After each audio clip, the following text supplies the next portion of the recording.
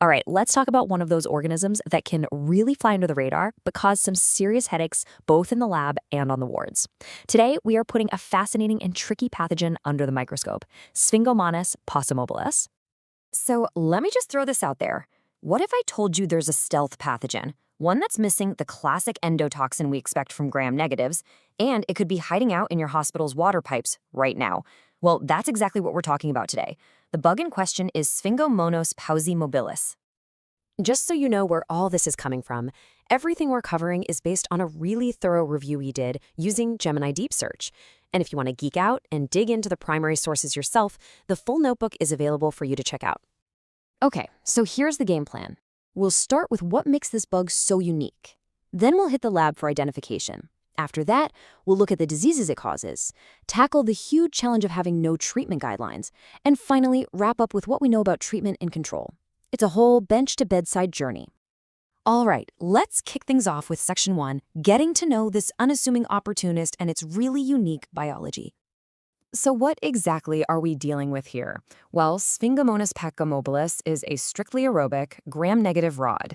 You find it everywhere in nature, soil, water, you name it. But the reason we care about it in the clinic is because it's an absolute master at forming these tough, stubborn biofilms, especially inside hospital water systems and all over medical devices. Now, here's the part that really makes it stand out from the crowd. Unlike pretty much every other gram-negative we worry about, it doesn't have the classic lipopolysaccharide, LPS, that big, angry molecule that usually triggers a massive immune storm. Instead, it has these things called glycosphingolipids. The bottom line?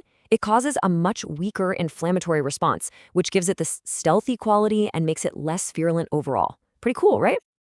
Okay, let's head over to the lab.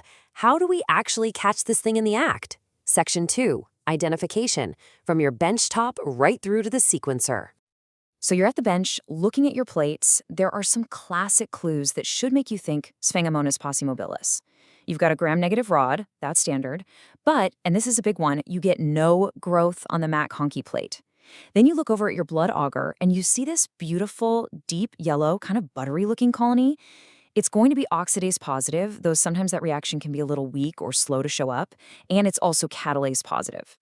This table here really just sums it all up for you. It's your cheat sheet. If you've got a gram-negative rod that won't grow on McConkey and has that unmistakable yellow pigment, you should definitely have Sphingomonas high on your list. These simple bench tests can get you most of the way there. But, while those bench clues are super helpful, if you want to be 100% certain, 16S RNR gene sequencing is really the gold standard. And this is especially important because a lot of the automated ID systems can get tripped up by these less common non-fermenters, sometimes spitting out the wrong answer. So to be sure, you gotta go molecular. So, we found it in the lab, we've put a name to it. The next big question is, what does this actually mean for the patient? Let's talk about the clinical side of things. For a low-virulence organism, Sphingomonas paucimobilis can cause a surprising amount of trouble. The number one thing we see is bacteremia and sepsis, and that's very often tied to central lines, making catheter-related bloodstream infections a huge red flag. But it doesn't stop there. It can cause pneumonia, meningitis, peritonitis in dialysis patients, and even nasty bone and joint infections like osteomyelitis. And if you're wondering who's getting these infections, well, this chart tells the whole story. This bug is an opportunist through and through. Look at that. More than half of the cases are in immunocompromised patients, particularly those with cancer. Then you've got patients with indwelling devices and those with other major health problems. It really goes after the most vulnerable people in the hospital. Okay, this brings us to what is, without a doubt, the biggest challenge for all of us, both in the lab and for the clinicians. We're talking about navigating the guideline void, especially when it comes to antibiotic susceptibility testing. Let's just be blunt about it. The core problem is that there are no specific treatment guidelines, period. Doesn't matter if you check the Dutch swab guidelines, the IDSA from the US, or any other major international group. You will not find a chapter on how to treat Sphingomonas paucimobilis. And to drill down even further, here's the official word from EUCAST. There are no established breakpoints for this organism. So what does that actually mean? It means there's no official definition of susceptible, intermediate, or resistant. As a lab, you can't make that call. You're basically flying blind. So what on earth are we supposed to do? Well, thankfully, EUCAST gives us a clear procedure for exactly this situation. Step 1, you have to perform MIC testing, not distaffusion. Step 2, you report only the number, that quantitative MIC value. And step 3, which is absolutely critical, you add a comment. You have to explain that there are no breakpoints and that the clinical significance is uncertain. This comment is your signal to start a conversation with the clinical team. So given everything we've just said, how do we actually manage this thing? Let's move on to our final section, what the evidence tells us about treatment and, just as importantly, prevention. Since there's no official playbook, we have to become detectives and look at case reports and lab data. The evidence we have suggests that some drugs are generally a good bet, things like fluoroquinolones, carbapenems, and trimethoprim sulfamethoxazole. On the other hand, results are really variable for 3rd and 4th-gen cephalosporins and aminoglycosides. And here's something everyone needs to burn into their memory. Sphingomonas paucimobilis is intrinsically, naturally resistant to colistin. Do not use it.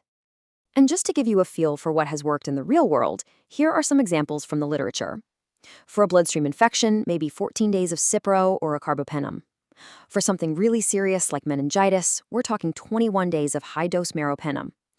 But, and I can't stress this enough, these are just examples, not recommendations. Every single treatment decision has to be based on the MIC for that specific patient's bug. Now let's talk about prevention. To stop this thing, you have to know where it lives, and its favorite homes are hospital water systems and medical equipment, all thanks to those biofilms we talked about. This tells us that transmission is coming from the environment to the patient, not from one patient to another.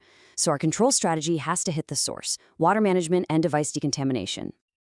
And this really leads to the final big takeaway for infection control. Your standard precautions, while important, are not going to be enough here.